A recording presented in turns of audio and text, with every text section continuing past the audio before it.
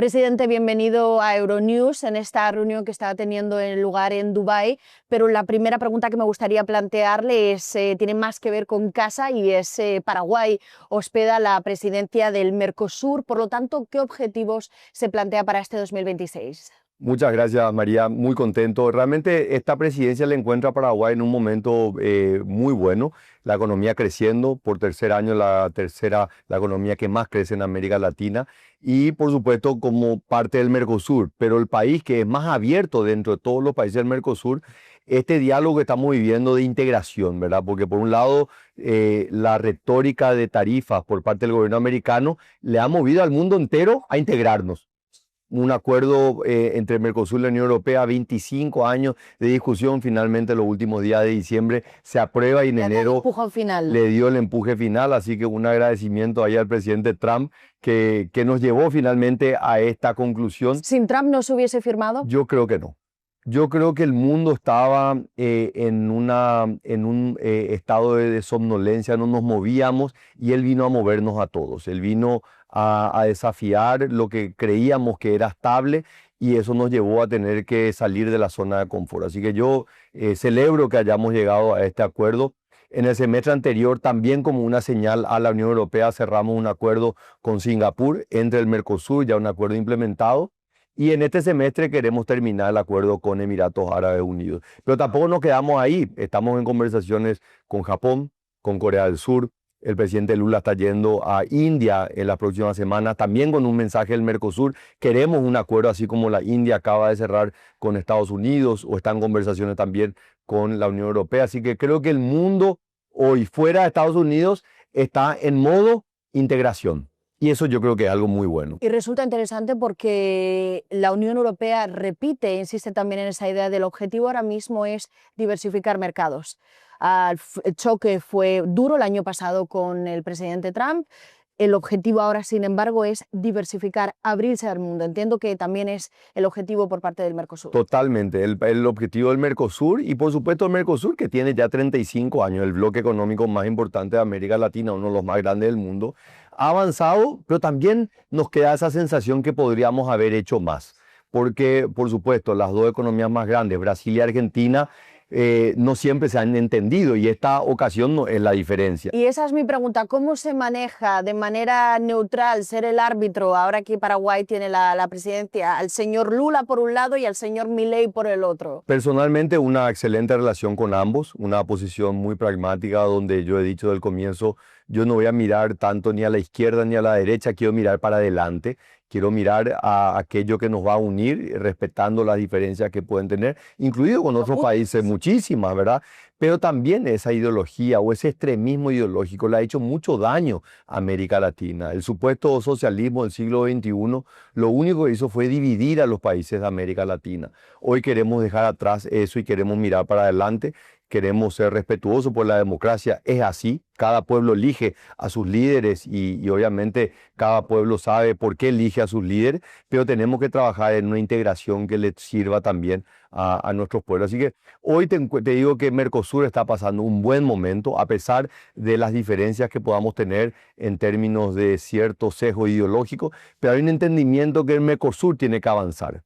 Y hablando de continuar la agenda de comercio, se ha firmado el Mercosur, pero la gran pregunta es cómo se va a llevar a cabo la implementación del acuerdo. Bueno, Paraguay corre en punta. Yo ya la semana pasada presenté al Congreso de la Nación Paraguaya el acuerdo y entendemos que la Unión Europea tiene las herramientas legales para implementarlo de manera transitoria una vez que un país ya lo ratifica. O sea, ustedes cuentan con que se va a aplicar de manera transitoria. Nosotros no entendemos. Inmediata. Nosotros estamos trabajando para que así sea y nosotros queremos que Paraguay sea el primer país en implementarlo. ¿Y de no ser el caso, lo consideraría un fracaso? A ver, va a ser el desafío más que nada en la Unión Europea. Yo entiendo que la Comisión tiene las herramientas legales que en casos anteriores ya se había usado, ¿verdad? Y hay acuerdos que se han implementado de manera transitoria por los últimos 10 años. Así que nada impediría que se pueda implementar este acuerdo. Y sin embargo, el Parlamento Europeo, y este es un detalle técnico, pero es muy importante, sí que plantean incluso llevarlo a una audiencia judicial. ¿Qué ocurre si al final esto termina en un juicio? O sea, sería un error. Yo creo que sería un error, obviamente. Muy corta. Yo estoy apostando al acuerdo, no estoy apostando a que esto fracase. Y presidente, en Europa y en algunos países en particular, el acuerdo tiene, digamos, una fama muy negativa, con un legado bastante tóxico. ¿Considera justas las críticas por parte, digamos, del sector de la agricultura en Europa, que hablan de productos topados con otros estándares? Yo creo que parte de un desconocimiento, ese desconocimiento lleva a un prejuicio, ese prejuicio lleva a una mala información. América fue descubierta por Europa. Y Paraguay es un hermoso ejemplo porque los españoles llegaron en 1537 a la bahía de Asunción. Por 3 siglos fue el centro de la colonia.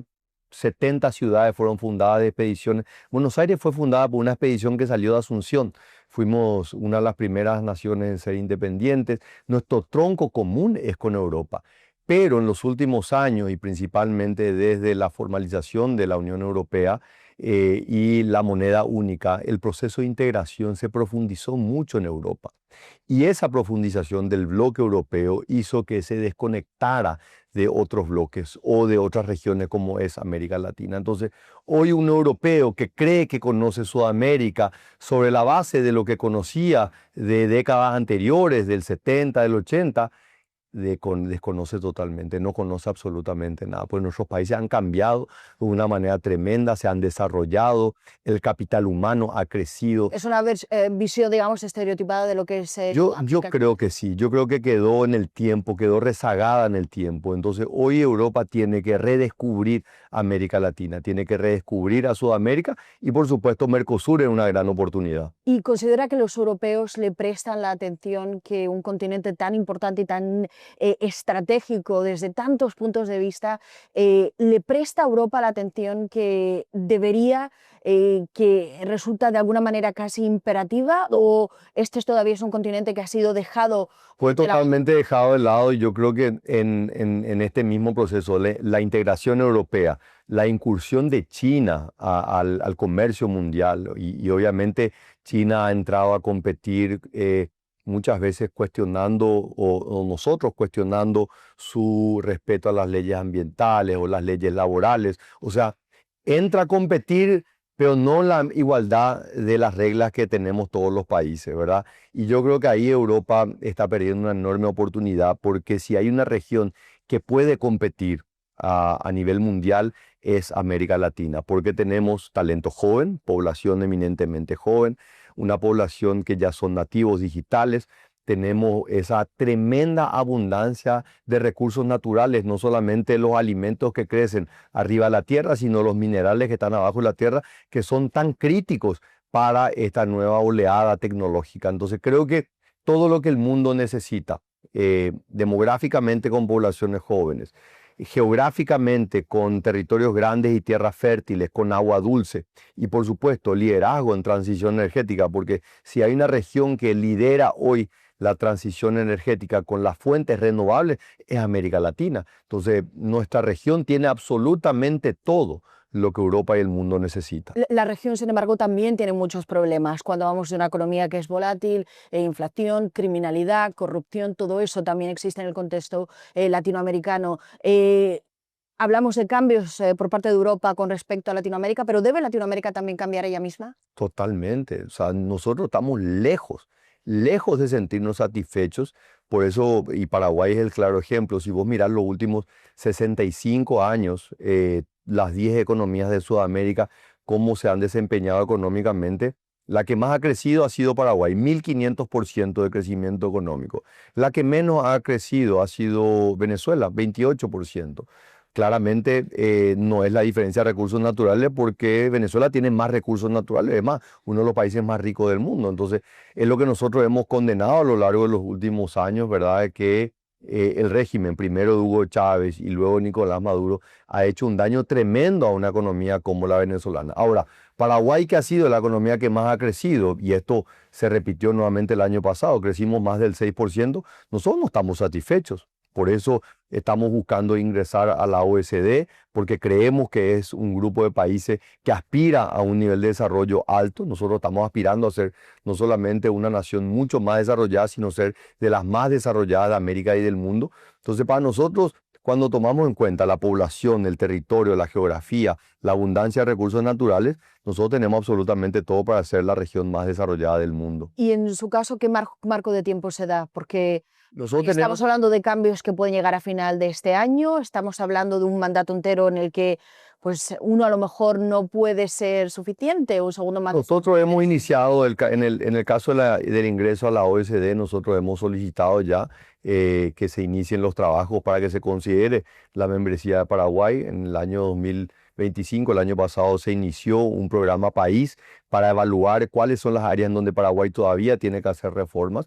Y nosotros estamos llevando adelante reformas muy profundas dentro de nuestra administración pública, reformas en materia de compras públicas, el manejo del servicio civil. O sea, estamos realmente tratando de tener los estándares más altos. Y fue eso lo que nos permitió que el año pasado Paraguay alcance el grado de inversión y por supuesto, un reconocimiento tan alto por parte de las calificaciones. Para el Tesoro cambia todo a la hora. Totalmente, bajan las tasas de interés, el acceso al financiamiento. Esto le beneficia también al sector privado, que hoy es el gran receptor de la inversión extranjera directa, que permite que Paraguay también esté liderando no solamente en los grandes números económicos, sino también en los indicadores sociales, la reducción de la pobreza, la formalización del empleo, la generación de empleo de calidad, que es finalmente lo que estamos aspirando. Y, presidente, usted ha hablado de lo ocurrido en Venezuela, que es una gran tragedia para América Latina. Nicolás Maduro ahora mismo está en una cárcel en Nueva York, pero el futuro del país es muy incierto. Me gustaría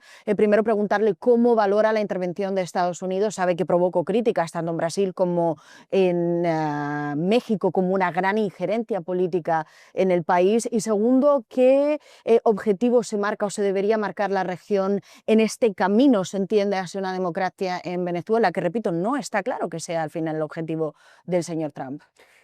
Yo creo que Paraguay tiene probablemente como ningún otro la mayor responsabilidad en contar nuestra propia experiencia, ¿verdad? Porque si nosotros estamos convencidos y Paraguay está convencido que lo que había en Venezuela era una dictadura con todas las letras, una tragedia humanitaria que expulsó a 8 millones de venezolanos, que encarceló injustamente a miles de políticos y diferentes actores sociales. Nosotros entendemos como el país que ha vivido la dictadura más larga de Sudamérica. Paraguay vivió 35 años del régimen militar de Alfredo Stroessner. Nosotros sabemos que los dictadores no se van con panfletos y manifestaciones en la calle. Por lo tanto, ¿cree que la intervención de Estados Unidos estaba justificada? Indeseado, no es deseado, pero no encontrábamos otra forma de que Nicolás Maduro salga de ese régimen y que finalmente se puedan dar las condiciones. Cuando Stroessner sale a través de un golpe de Estado en el año 89 del Paraguay, la transición fue una transición que llevó 4 años, una transición que llevó a una elección muy rápidamente para una elección de un presidente que continuó el periodo, el llamado a una constituyente que diseñó una carta democrática y luego unas elecciones en el año 93 que puso al primer presidente civil en más de 40 años en Paraguay. Hoy Paraguay te puedo decir que es la democracia más sólida que hay en Sudamérica. No hay ninguna duda que el aprendizaje que hemos tenido es tremendo, pero también la memoria es muy fresca de los dolores y lo que costó construir esta democracia. Por eso que nosotros no deseamos nunca la intervención de un gobierno extranjero, pero genuinamente no encontrábamos otra forma. No hubiese habido una otra salida. No hubiese salido y estaríamos pasando gobiernos y décadas y probablemente hoy estaríamos lamentando de que no hubiese todavía un cambio en Venezuela, como lamentamos que todavía no haya un cambio en Nicaragua o como lamentamos que todavía no haya un cambio en Cuba, que son naciones donde deseamos que también se pueda dar un cambio lo más rápido posible. Y presidente, muchos de sus colegas también repiten esa misma línea. No había otra manera, por lo tanto, cuando la salida es solo esa, pues no es deseable, pero al final es el realpolitik de la vida. La pregunta Pero es, Delsi sigue en el gobierno. la pregunta es si el derecho internacional tiene que proteger a un dictador que asesina, que encarcela y que expulsa. Ahí donde tiene que entrar a interpelarnos a nosotros, ¿a quién tienen que proteger las leyes internacionales?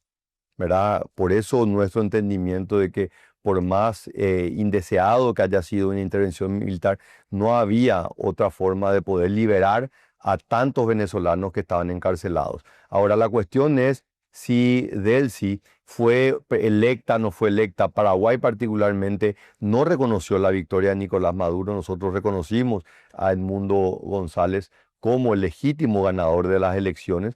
Pero la realidad hoy nos impone que Venezuela necesita primero ser estabilizada y tiene que diseñarse un plan, ojalá se pueda diseñar lo más rápido posible, de cómo se va a llevar la transición en los próximos meses y años por venir. Pero usted cree, entiendo que a día de hoy su opinión es que Venezuela no es un país libre, ese momento todavía no se ha dado. Están viviendo una transición donde se está trabajando en la estabilización. Esto ha pasado apenas un mes desde la salida de Nicolás Maduro. Y los tiempos son muy cortos, pero usted se fía, confía en que realmente el presidente Trump le interesa llevar a cabo ese camino. Él ha hablado del petróleo en primer lugar. Yo creo que sí, porque hablo de nuestra propia experiencia, ¿verdad? Estados Unidos, por más de que no tuvo que hacer una intervención militar en el Paraguay en el 89, sí acompañó el proceso de estabilización después del 89. Y yo hoy te puedo decir que el interés genuino de Estados Unidos del trabajo que hizo en Paraguay fue que reine la democracia y que el pueblo paraguayo pueda vivir en paz y en tranquilidad. Y esa es la seguridad que hoy me permite poder colaborar y poder trabajar en un plan donde Paraguay está colaborando con Estados Unidos para que se pueda normalizar la situación en Venezuela. Por lo tanto, ¿usted cree que el presidente Trump sí tiene un plan para que se llegue a ese momento? Yo creo que Estados Unidos tiene un plan, la administración del presidente Trump tiene, y la visión del secretario Marco Rubio es que se pueda llegar a una estabilización y el retorno de la democracia plena en Venezuela. Y hay conversaciones que tienen lugar entre líderes latinoamericanos, usted mismo y el señor Marco Rubio, que le ha indicado que ese es el camino que quieren tomar. Exactamente, nosotros hemos compartido nuestra experiencia de lo que vivió Paraguay. Creo que no hay otro país. Marco Rubio les ha indicado que quiere llegar a este camino en Venezuela. Totalmente, él ha explicado, estuvo hace unos días en unas audiencias en el Congreso americano y justamente ha mencionado el caso de Paraguay como un ejemplo, luego de una conversación que yo había tenido con él en Davos hace unos días. Así que creo que ese es el camino. Nos encontramos en Davos en el momento de la firma del Consejo de la Paz del presidente Trump. Y mis dos últimas preguntas, hablando de este Consejo de la Paz, ¿por qué firmarlo? Lo firmamos porque Paraguay cree firmemente que el diseño institucional que reina después de la Segunda Guerra Mundial quedó desfasado. Ya no resuelve los problemas. Si vos escuchás mi discurso de las últimas 3 intervenciones en Naciones Unidas, mi posición ha sido una posición muy crítica. Y creo que esta iniciativa que está planteando el presidente Trump es un cambio. Si lo que tenemos no ha funcionado... Que viola el derecho internacional, que es una ONU de pago. Y la verdad que el sistema actual no funciona. Y a la última pregunta, eso sí, el presidente Trump ha hablado de la doctrina Donre, que recuerda a la doctrina Monroe, que evoca en Latinoamérica también recuerdos muy dolorosos. Algunos ven no solo influencia, sino una injerencia muy fuerte entre Estados Unidos en países que son soberanos. ¿Está de acuerdo con una doctrina Donre? Yo creo en yo creo en un fortalecimiento del hemisferio occidental. Yo creo que Estados Unidos ha descuidado por mucho tiempo la relación con los países hacia el sur de México, ha priorizado por mucho tiempo la relación únicamente con México y ha descuidado la relación con todos los países por debajo, al sur de México.